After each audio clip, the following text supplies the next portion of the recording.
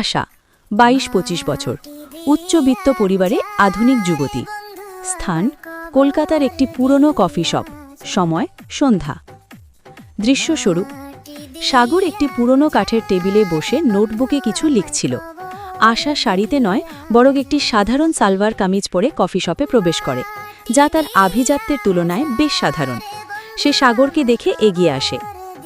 আশা শান্ত অথচ দৃঢ় কণ্ঠে, কি এত জরুরি কাজ যে আজ বিকেলে কফি শপে বসতে হলো? তুমি তো সাধারণত ডেস্কের ছাড়া অন্য কোথাও লেখো না। সাগর মাথা না তুলেই, জরুরিই তো। দেশভাগের পর ঢাকার অর্থনীতির ওপর লেখাটা আজই শেষ করতে হবে। আর তুমি? আশার দিকে তাকিয়ে কিছুটা বিস্মিত হয়ে, তুমি এমন পোশাকে?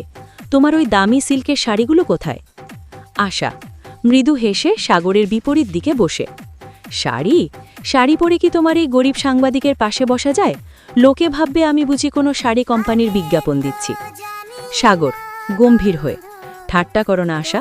তোমার আর আমার জীবনের মাঝখানে যে আকাশ পাতাল তফাৎ, সেটা তুমি এই একটা সাধারণ পোশাক পরে মুছে ফেলতে পারবে না।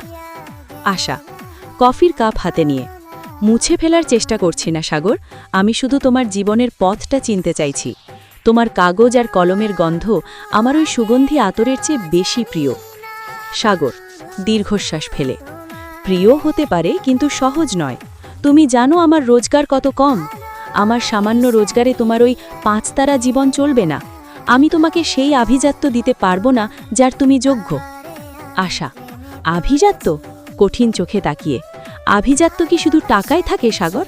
তোমার আদর্শ, তোমার সাহস, তোমার লেখার জোর, এগুলো কি আভিজাত্য নয়?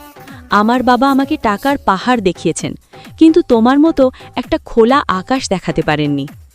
সাগর আকাশ হয়তো দেখাচ্ছি, কিন্তু সেই আকাশে ঝড় আসতে পারে আশা। দেশভাগ, দাঙ্গা, পরিস্থিতি খুব খারাপ। আশা টেবিলের উপর সাগরের হাত ধরে, ঝড় এলে আমরা একসাথেই ভিজব।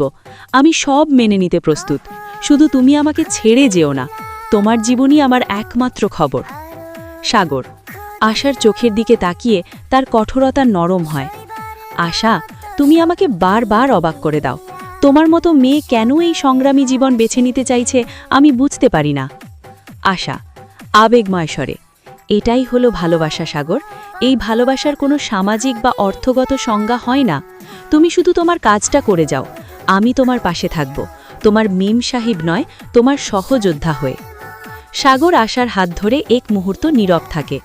বাইরে থেকে একটি পুরনো বাংলা গানের সুর ভেসে আসে, যবনিকা। এই সংক্ষিপ্ত নাটকে সাগর আর আশার সামাজিক বৈষম্য, আর্থিক টানাপড়ন এবং আদর্শের সংঘাতের বিষয়বস্তুটি তুলে ধরা হলো।